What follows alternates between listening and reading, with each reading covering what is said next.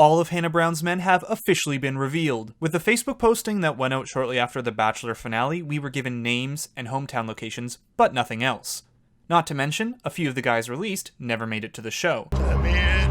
Let me in! But the other day, Chris Harrison went through all 30 men vying for Hannah's heart this upcoming Monday, and Chris also promised to dish out a little bit of early info on them too. So without further ado, let's see what Chris Harrison has to say about these guys, and I'll speculate on what I think their chances of winning are. So we're going to kick this off in no particular order except for alphabetically. This is Brian, starting us off with a bullet.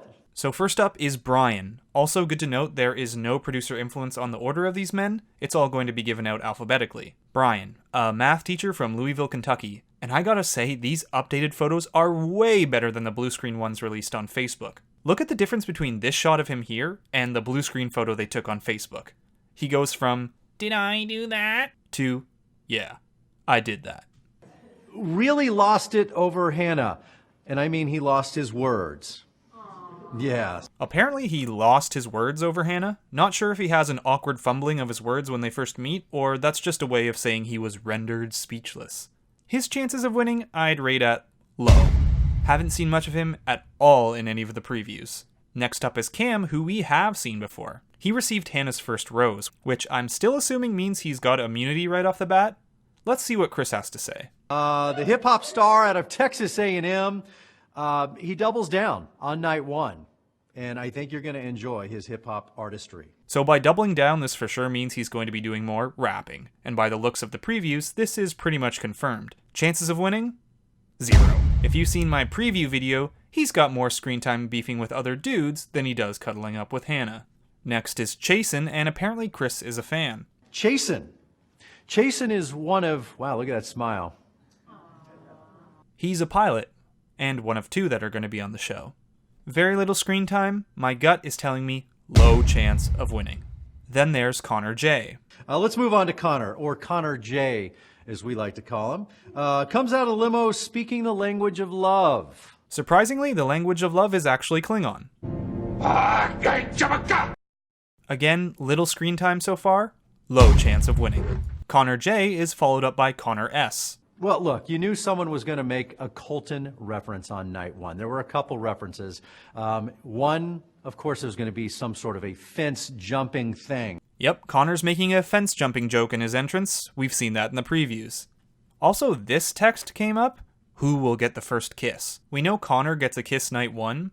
All that remains to be seen is if it's the first one. I've got Connor's chances at very good. Very good. Darren's up next. Darren had a terrible time finding his way into the mansion on night one. We'll see what that means. Now, I've noticed him in the background in the promos here and there, but not much. I'd give him a below average chance at winning. Here's Devin, who apparently makes a virginity reference. Devin doesn't exactly jump a fence, but there is a Colton reference.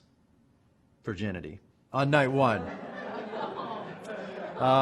Yeah. Great, like we didn't hear enough of that last season. Based on his presence in the previews, a pensive shot and a few nods here and there, I'll say medium chance. I'm not saying he's a virgin.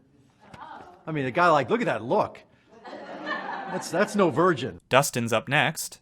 Dustin, you also met on After the Final Rose. Great smile, good-looking guy. Makes a really good first impression. I've seen him in the background quite a bit as well. I'll also give him a medium chance. I doubt he'll make it closer than the final 8, though.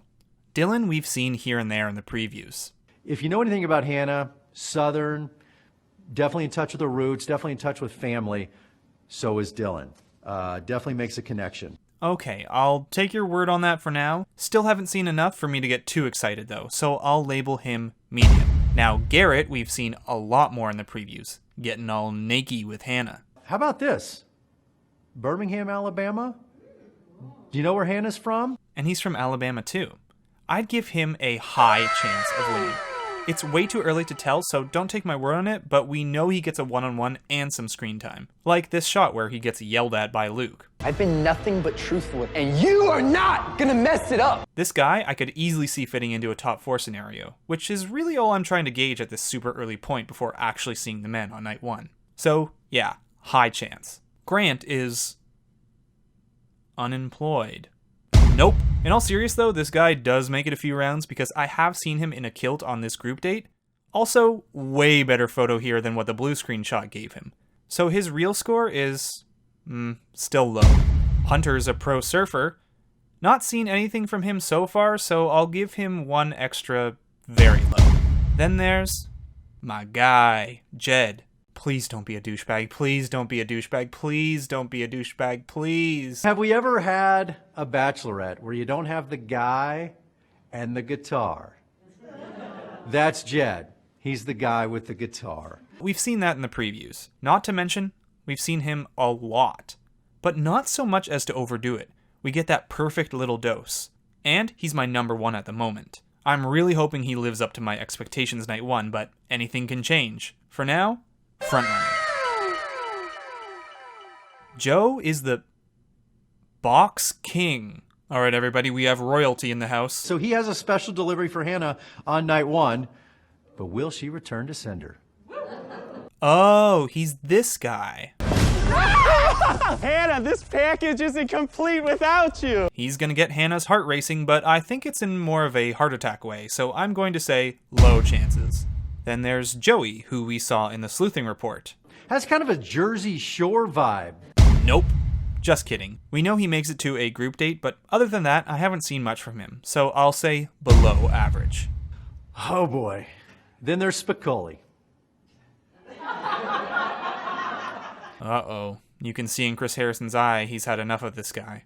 Apparently only wants to be called by all three parts of his name. So out of respect for that, I'll be calling him Johnny PJs.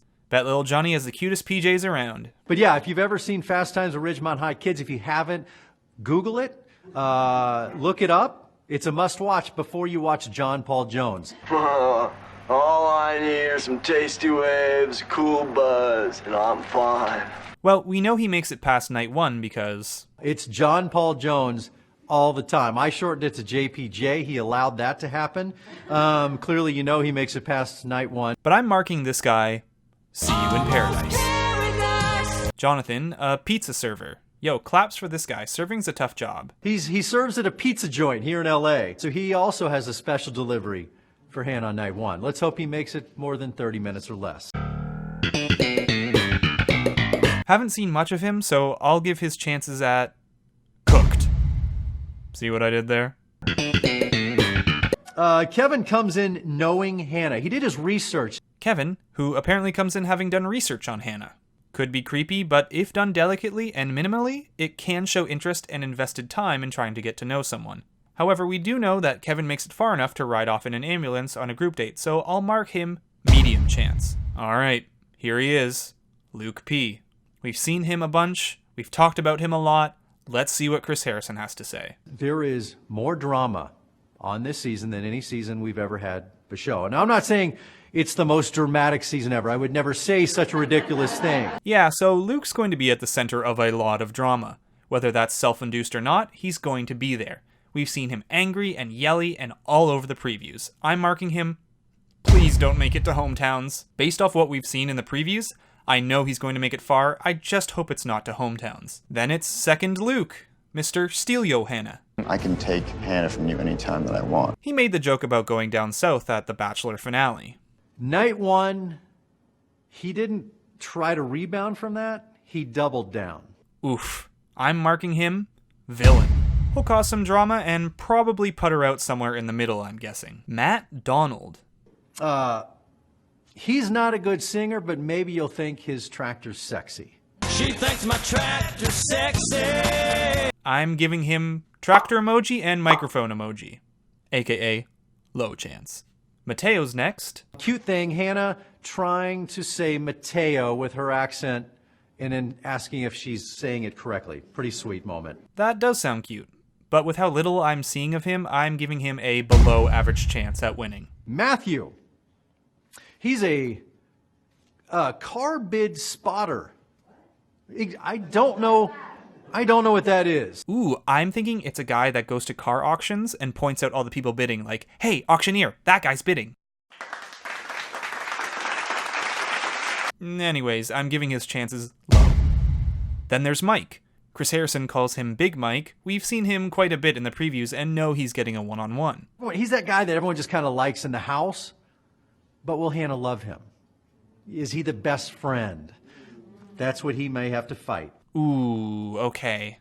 I was going to give him a high chance rating, but that scares me. The possibility of being thrown into the best friends category is going to bump him down to good chance at winning. Peter is our second pilot. Who doesn't love a man in uniform? We've seen him say the L word to Hannah in the previews, so I definitely think this guy has a shot and for sure slots into a top 6 spot. I'd mark him high chance. Ryan, roller boy. Ryan, who's a roller boy. Really hope he makes it to the roller derby date. You'll understand night 1. It'll all make sense. Roll Tide. Chris Harrison basically says nothing about him, so I'm marking him roll on out of here. Scott A. I'll let Chris Harrison make the call on this one. No. Thomas is an international pro basketball player. Pro hoops player, really good guy. Chris Harrison says he's a nice guy, but nice guys finish last. But because he does call him nice, I'll give him a below average chance, I guess. And here's Tyler, who's another guy who's been all over the previews. Good looking guy, but he knows it. Remember, there's that thin line between confidence and cockiness. Ooh, interesting words from Chris Harrison. Though it is kind of vague what he's saying. Does he walk the line of confidence or cockiness? Based on the previews, I'd say confidence, but we'll have to see night 1. Still, we know he must make it far, so I'm calling him my other frontrunner. Though at the moment, I slot Jed above him. And finally, Tyler G. We were only able to put up Tyler G because you won't be able to pronounce or spell his last name. That's all we get, Chris? Now, I'm pretty sure, based off my sleuthing report, that he gets a rose a couple of weeks in, either from a one-on-one or a group date. Based off of that, I'll mark his chances at above average. They then finish off with a small promo of the men, which I'll leave a link to in the description below, but that's it for the live men introduction with Chris Harrison. So what do you think? Anyone catch your attention? Disagree with my takes? Let me know in the comment section below, and I'll be seeing you all this Monday for the Bachelorette premiere.